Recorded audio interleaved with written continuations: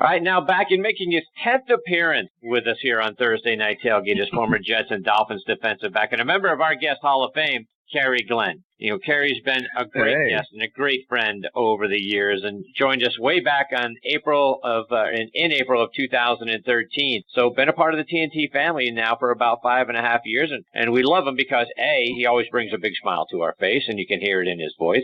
And none of our guests has any better style than Kerry does. And if you're not following him on Facebook, and you should be, because the man definitely knows how to dress. He's from East St. Louis, Illinois, played his college ball at the University of Minnesota, 10th round draft pick by the Jets in 1985, and he played defensive back in the league from 85 to 92 for the Jets and the Dolphins. Was selected to the 1990 Pro Bowl for his special teams play after leading the Dolphins in special teams tackles. Over the course of his career, he had 7 interceptions, 2 of which he returned for touchdowns and a couple of sacks. And we're honored he's back with us again tonight here on TNT. Hey, Kerry, Chris, and Bob, thanks for coming back on the show. Kerry Glenn. Hey, guys, how you doing?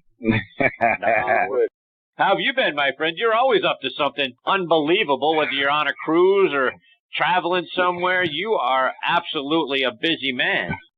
Well, you know, I got to take the lady, you know, I had to take the little lady to Vegas in September, so for her birthday. So we, so I just went to Vegas, and, you know, if you ever go to Vegas, Cromwell, you have to stay there. Oh my gosh, that's one of the best hotels. It got a rooftop, a pool, and it is absolutely awesome. Always good to be Kerry Glenn. Kerry, I want to get your thoughts on both of your former teams. They actually play each other this week. From your perspective, neither or both going in the right directions from what you've seen so far this season? Neither. Neither one of them are going in the right direction. I mean, you know, the Dolphins, I mean, the one thing about this league is that you got to have great backup, and you want to, you know, hopefully, you know, your players can get through a season without having, you know, any, you know, serious injuries. You know, both of them, you know, the Jets, they just have to, I mean, they have to have a young quarterback, and, you know, you got to throw them in the fire. You got to throw them in the fire if that's going to be your future. You're going to have to have that season or two where you're going to have those bumps and things like that. And, so that's one of the things with them. And plus with the Dolphins had some serious injuries. So, so that's another thing too with them, with their injuries. And Tannehill is going to be out again. He's going to be out again this week. So, you know, but I tell you, we have a good backup that can get in there and plan. And basically, you know, what we're looking at here, you're looking at a quarterback. You have one quarterback that's making, what is it, like 700,000. Then you have another one that's going to be making like 20,000. So, and, so I'm telling you right now, you're looking at, with Tannehill, I don't know if you're going to be there next year. So that's the question, Kerry, right? That's the next thing I wanted to get your thoughts, because it seems like the Dolphins' greatest need is still a franchise quarterback. That Tannehill is just not going to be that guy. And, you know, I would assume they don't feel like Brock Osweiler is going to be that guy. So it seems like that's the direction the Dolphins need to go for next season. Is that what I'm getting from you as well? You think that's the direction? They got to go get themselves a franchise quarterback? Well, that's going to be hard to do. And I tell you the reason why it's going to be hard to do. There's only a few guys that could come into Miami and play and the Dolphins would say, wow. I mean, you know, the fans will go, wow, I like that guy. And the Dolphins had a chance to get him years ago. They blew it. And you know who that is, right? Drew Brees. Dolphins had a chance to get Drew Brees. And I'm sitting here going, right? Drew Brees, oh yeah. Cause when Drew Brees, when he got hurt, he was just with San Diego and he got hurt. And then San Diego, they didn't want him anymore. So, and the Dolphins had a chance to get him. Okay. The Dolphins didn't get him. They got Culpepper from the Vikings. I mean, he was good, but he's no Drew Brees. That's just the bottom line to it. And now that's the only person that could come in there. I mean, Tannehill he's a guy. He can be consistent. I mean, he'll give you a 4,000 yard season. He'll give you that. But still, I mean, it's not a Dan Marino. I mean, the people here, they need someone. I mean, they want someone like Drew Brees. Now, if Drew Brees was here and doing what he's doing right now, I mean, you're not going to hear Dan Marino name. You just won't do that. But see, the point is that there's nobody's doing. I mean, they can't get a quarterback to do it. Osweiler, this is what I think. I think. I mean, he's making what 700-something thousand. I think they're going to try to get rid of Tannehill. Try to get rid of Tannehill. Because Osweiler, he's say 700,000. You can you get 700,000, then you're looking at 20 million. Right. So yeah. I mean, personally, if I was a GM, that's what I'm looking at. Okay, well, Osweiler, he looked pretty comfortable in this situation. Okay, what we can do, we can give him a little bit more money, or if he had signed like a 3-year deal or a 2-year deal, let him play it out. And let him prove himself. Let him play it out. That'll save you money, and then you can take that, you can get something else. I mean, they got some receivers. The Dolphins have some receivers. But one thing I don't like about this season is that it's all offense, no special teams, and it seems as though they're trying to take special teams and trying to phase it out. To me, right? I agree, Kerry. When you played in the mid '80s to the early '90s, the Dolphins-Jets rivalry was probably the most heated rivalry in the division, and you got an opportunity to play on both sides. And were a part of some pretty epic games at that time. It always seemed like Kenny O'Brien saved his best games, for the Dolphins, and that matchup against Dan Marino, and Danny had some really good games against the Jets, and there were some epic battles between the two. What was it like being on both sides of that rivalry? It was great. I mean, personally, I like playing against, I like playing against great players. And Duper, when I was with the Jets, and then I'm playing against Duper and Clayton, we had fun. I mean, we had fun. I mean, Duper and I, we did some crazy stuff, pulling jerseys and stuff like that. When he pulled, I'm like, I'm gonna hold him because he's not gonna throw a touchdown. He's not gonna throw a touchdown. I'm gonna hold him. He pulled my jersey. So he did things like that. And we was out there. I mean, you may see us like talking, but it wasn't or you may seem like we going at it, but we were going at it, but we weren't like going at each other. You know what I mean? It was more of a fun thing. I remember my rookie year is that we were playing in Miami, and they got me playing right corner, and then it's like at the end of the game. I mean, the game was going fine. My Dolphins got the ball on the 30-yard line, going in. I look up at Dan checked the play. He checked the play for Clayton to run a go route. So he checked the play. I backed up. I was in press coverage, so I backed up, and so after that, he checked it back to the other side. In the meantime, I'm a rookie, but I'm telling the other corner, I'm like, Bobby Jackson, I'm like, get back. He's ready to go. And I'm like, I'm doing that. And then, let's see. Dan snapped the ball, boom, threw it for Duper Duper ran the go route, threw it, touchdown, game over. And then we watching film, and Bud Carson was like, look at you. The rookie is telling you what to do now. He's telling you to get your butt back, and you still up in a press position. Do you know what they was doing? Bob was like, yeah, I just want to bump him. He said, well, hell, you didn't even bump him. It was funny. But no, so we had some good rivals. I mean, I loved it. Bob, questions for Kerry? Great to have you back, Kerry. We had the honor of talking to Burgess Owens last week. I know you knew him well back in his days when he played at Shea Stadium. And I mentioned to him, Kerry, about those conditions at Shea. And people, I guess, throughout the country didn't realize how swirly the winds were there. And you playing at the Meadowlands, I wanted to get your opinion on that because that wasn't much difference, Kerry. There was a lot of, I went down to a lot of games during the 80s.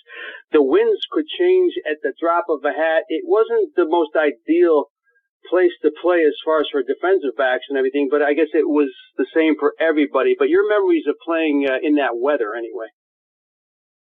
Oh, it was nice. And you're right. I mean, in the Meadowlands, the wind could be going one way. And then next thing you know, it's blowing another way. It was always like that in the Meadowlands.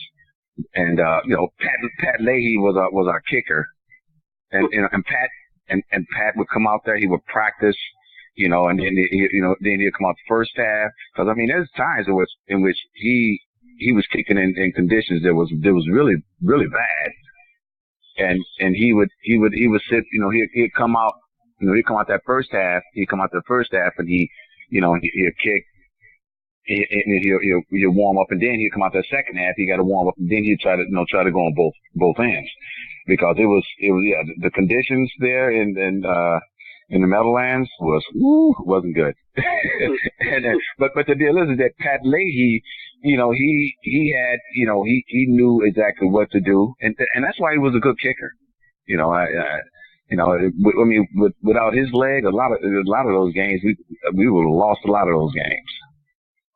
Kerry, I want to ask you about the fundamentals of the modern-day defensive back. I think on a weekly basis, any of us who watch a lot of football, they see a lot of missed tackles, and it's not because these guys can't make tackles, it's because they try to hit guys instead of make tackles. Kerry, you know what I'm talking about. You just see so much of it.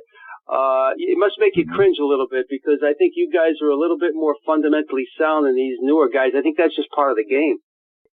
So I'm gonna tell you something right now. Honestly, I look at these guys play, and when I look at these guys play, the first thing that comes to mind when you in a bump and run position, it's called bump and run.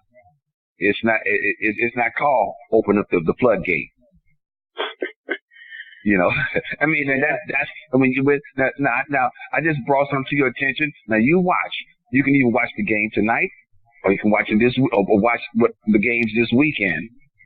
You watch what those guys do. They up in a bump and run position. They just open up. They open up, and see now when you go there, now you only have one way. You have one way. With a bump, when you bumping and running and you stand square on a person, you stand square on him, and plus you're slowing him down. Now you got a two-way, to go.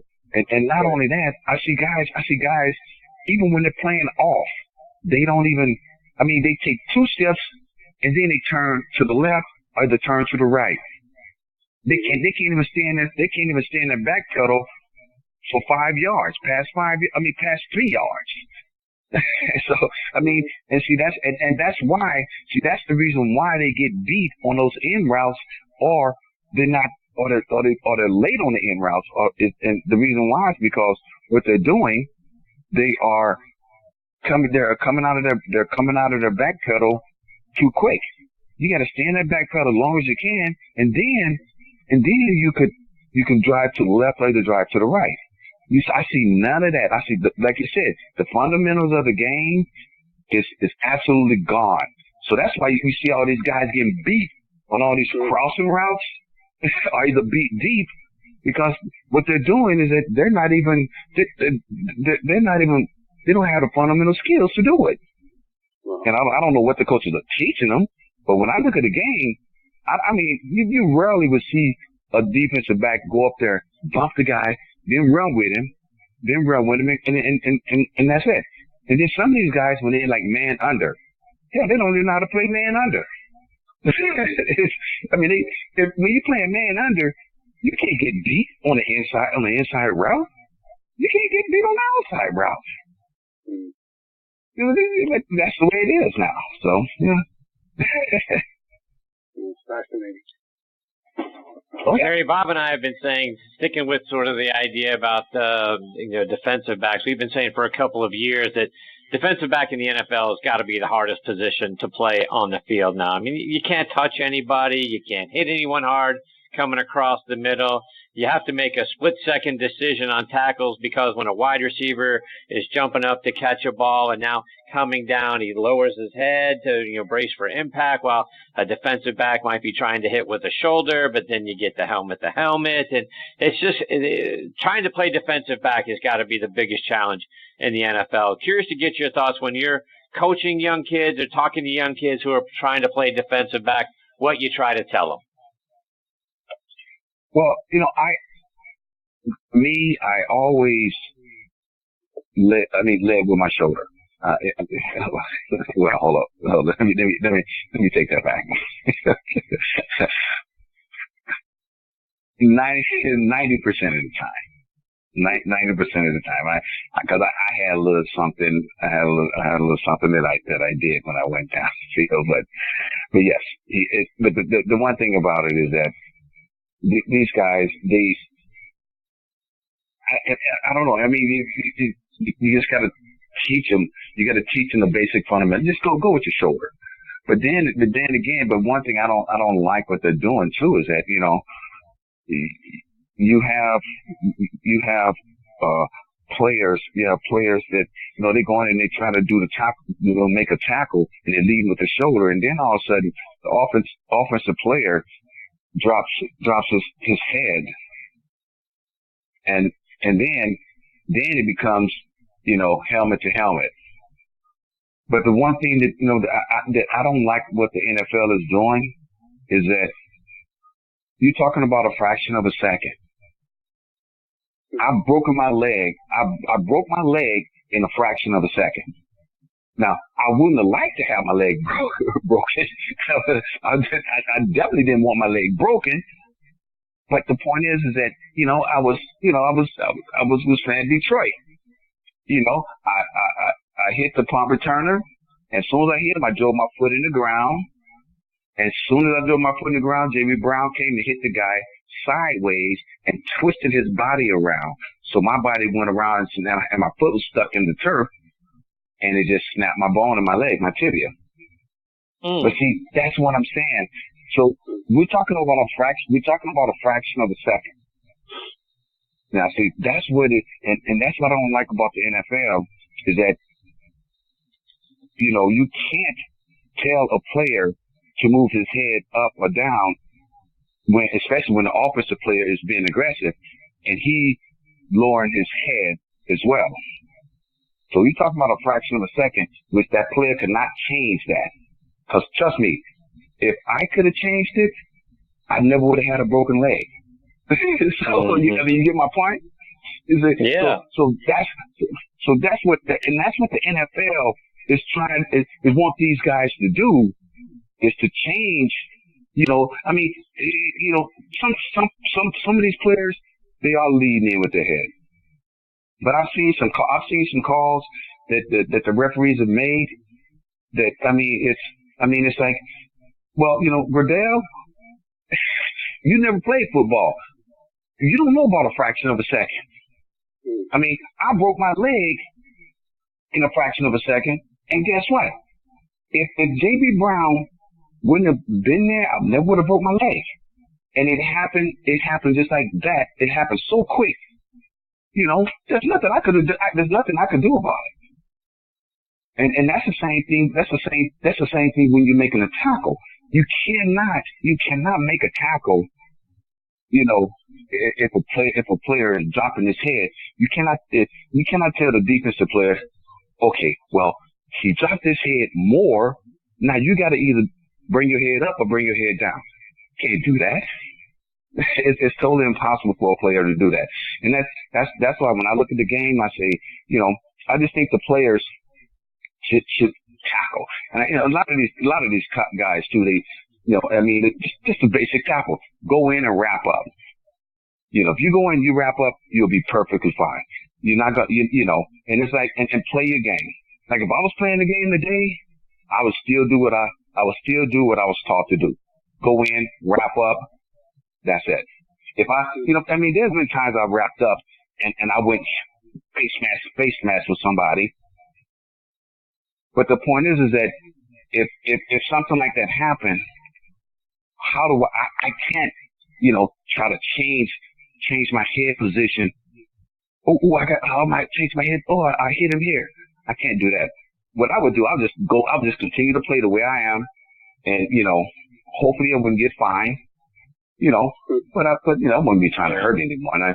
The whole part of the game is just you go in, you go in, you get a good lick on someone, you hit them, help them up.